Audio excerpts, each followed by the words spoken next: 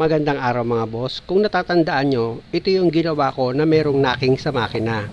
Pero sa awa at tulong ng Diyos, okay na yon. Sabi nga ng driver, nang ginamit na nila itong sasakyan, wala na daw lumabas na ingay dito sa makina. Kaya lang, ang napansin naman daw nila ngayon, pag nag-ship ka or ilalagay mo sa drive, may mga time daw na mahirap siyang ipasok. Tapos, pag inapakan nila yung gas pedal or in-accelerate nila, delay daw yung hatak. Kaya nga kung makikita nyo mga boss, tinatanggal ko itong oil pan ng transmission. Unang-una, bago lang ito kay customer at hindi niya alam yung history kung kailan nagpalit ito ng transmission oil or ng ATF. Kaya nga sa diagnose ko sa sasakyan ni customer dahil nga sa parang pigil daw yung hatak niya or delay siyang tumakbo. At isa pa, pag inilagay niya daw sa drive, medyo matigas ipasok. Kaya ang naging desisyon ko, ibaba itong oil pan niya. Malamang yung ATF nito marumi na at yung filter niya dito sa transmission barado na. Kaya kung ganito yung sasakyan nyo mga boss at tatanggalin nyo itong oil pan niya, madali lang naman. Lahat ng nakapaikot na bolt dito sa oil pan, tanggalin nyo. Number 10 yung bolt na yon mga boss. At pag natanggal nyo na yung mga bolt niyan dito sa oil pan, pwede mo na yan tanggalin. O di ba? Ganun lang siya kadali. At kung makikita nyo itong filter niya mga boss, o yung kumapit dyan, putik na yung langis niya, sobra na salapot. Pag tinanggal nyo naman itong filter niya dito sa transmission, meron ka lang naman dyan tatanggalin na 3 bolt. At pag natanggal mo na yung 3 bolt na number 10, pwede mo na ngayon hilahin pababa itong filter niya. O ayan, makita nyo mga boss, grabe na yung lapot ng ATF niya. Actually mga boss, ayon sa driver, napansin na daw ng may-ari na parang hirap i-cambio itong sasakyan niya pag inilagay mo sa drive. Kaya lang, nakapokus sila sa ingay ng makina. Kita nyo yung screen ng filter mga boss, barado na talaga siya. Kaya panggagalingan talaga yan ng pag-delay ng paghatak. Dahil nga yung pinaka-screen ng filter, barado na siya. I-close up ko sa inyo mga boss yung filter niya, pati yung oil pan, para makita nyo. Iangat ko itong filter niya mga boss at kung makita nyo yung langis niya, yung ATF, kala mo yung diesel na langis sa sobrang itim At kung papansin niyo itong filter niya mga boss, yung sa body niya, yung malapot na langis na may kasamang dumi na kumapit dyan, yan yung patunay na hindi ito nagpapalit ng ATF. Biro nyo naman, 2012 model ito. Ano na ngayon? 2025. Kaya pag ganyan kadumi mga boss, pinapalitan ko na yan ng filter. Pero itong oil pan niya, syempre naman mga boss, lilinisan mo lang yan gamit ka ng gasolina. Pati yung magnet mga boss, lilinisan nyo rin yun bago nyo siya ibalik. At dahil nga nang tinanggal ko itong oil pan niya, naputol na itong gasket, papalitan ko na rin yan. Kasi pag bumili ka naman ng bagong filter, may kasama na yung gasket. At pag natanggal mo na itong lumang gasket, pasadahan mo ng liha itong pagkakabitan mo ng gasket para sigurado ka na makinis yan, na pag nilagay mo na yung bagong gasket, hindi siya magkaroon ng leak. Tapos, i-final mo na yung paglinis dito sa oil pan mo. Pag okay na siya, tsaka mo ngayon siya punasan ng malinis na basahan. Siguraduhin mo lang mga boss na huwag mong makalimutang ilagay itong magnet niya. Pero bago mo ilagay yan, gaya nga na sinabi ko, linisan mo muna. Tapos, i-set up mo na yan sa paglagay. May position naman yung magnet kung nakikita nyo. At ito na mga boss, yung bagong filter na nabili ni customer. Tingnan nyo, di ba? Okay na okay na. Pwede ko nang ilagay yan dito sa dati niyang position. Sa pagkabit naman ng bagong filter mga boss, same procedure lang yan. Kung paano yung forma niya nung inalis nyo, ganun nyo rin siya ibabalik. Siguraduhin nyo lang yung 3 bolt na number 10, nahigpitan nyo yan ng maayos. Sa bagay, yung gasket naman itong filter, naka-built-in na yan, kaya hindi na kayo malilito or maliligaw pa. At pag okay na yung pagkakahigpit nyo dito sa mga bolt sa filter, pwede mo na ngayon ilagay itong oil pan. Nakita nyo naman mga boss, diba? Hinawakan ko yung gasket nito bago ko inilagay yan.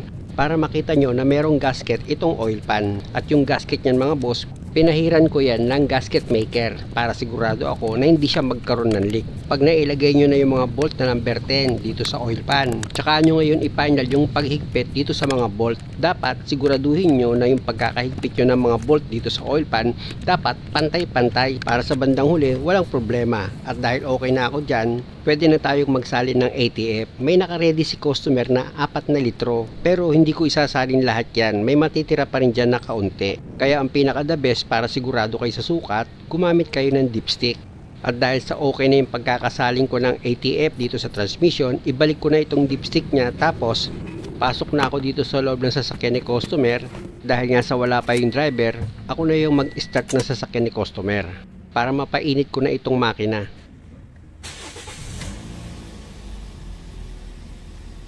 Ikambyo ko muna ito mga boss, kung okay na ba itong sasakyan ni customer.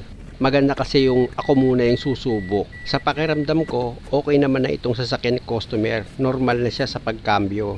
Pero mas the best, si customer pa rin ang susubok nito. O kaya naman yung driver niya. Kasi sila yung nakakaramdam ng problema. Dahil sa matagal nang naka-start itong sasakyan ni customer at mainit na itong makina, i-check ko naman dito mga boss yung fluid sa transmission dito sa dipstick niya. Pag nag-check ako ng fluid dito sa transmission mga boss, naka-start itong makina, tapos ilalagay ko yan sa drive. At syempre naman, bukod sa naka-handbrake, may nakatapak-tapat sa brake pedal. Tsaka ako ngayon huhugutin itong dipstick. Pupunasan ko yan, tapos isusuksok ko ulit itong dipstick para malaman ko yung sukat niya. Dahil sa mainit na yan mga boss, yung transmission niya, kung makikita nyo dito sa dipstick, nasa hot na yan. Ibig sabihin naka-level na siya. Bali sa 4 na litro, meron talagang natirang kaunti. Ibalik ko na itong dipstick mga boss dahil yung driver dumating na. Mag road test na kami. Maganda kasi siya na yung humatol kasi pag ako bias. Magalit ikambyo dati? Oo. Tingnan mo ngayon, ano, okay na? Malambot na? Oo.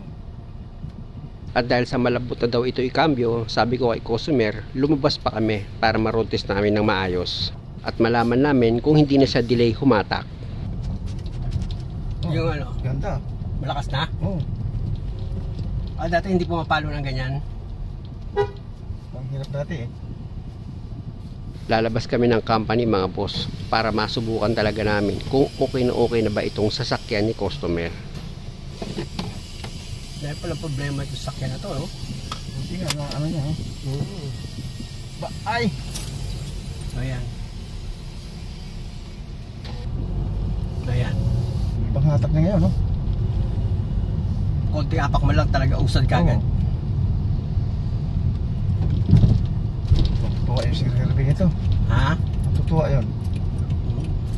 Balik sa brand yun, no? Siyempre, kita mo naman yung filter, di ba? Barado naman na talaga eh.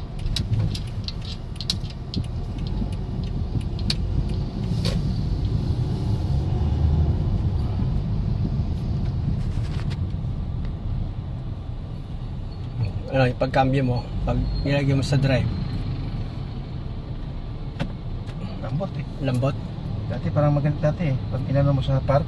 Pag nilagay mo sa park, maganit. Maganit. Pambihira, wala naman kasi sa Yun inyo. yung reklamo sa, yun din ang reklamo sa akin eh. Yung cambio. Oo. Ano yung reklamo Siya sa'yo? may ipit pa daw sabi niya. Naiipit. Oo, may ipit. Parang hindi niya ano. Hindi may cambio. Kasi nga yung fluid, yung ATF niya, hindi naman kayo nagpapalit eh. Importante talaga yan. Baka nung umpisa pa lang nito, hindi na ata napalitan yan eh. Palagay ko. Anong model ba to? 12, di ba? O ano na ngayon? 25 oh. Kaya grabe yung dumi. Napunta ng cambio. Malambot na siya. Tahimik na pati andar, no? No? Tahimik na yung makina. At ang ingay eh, no? Walang takbo niya. Ang ganda, no? Gumaan. Ganda ng hatak eh. Naayos ba naman yung makina? Naayos din yung transmission. Napalitan ng mga, ano, filter. Tapos yung strainer ng makina, nalinis. Ano, okay na ba? Okay na, okay. Swabing. Sabi na. Very Ganda, good. oh. Dati parang bigil, ano? Pag inapakan mo yung gas pedal. Parang mabigat yung ano ito, magaan na. No? Pati pagkambyo, malambot na rin. Oo, lambot. Muli mga boss, maraming salamat sa panonood. Sana nakakuha ko yun ng idea at kung maaari, huwag yun naman sanang kalimutang mag-subscribe sa channel ko. Salamat!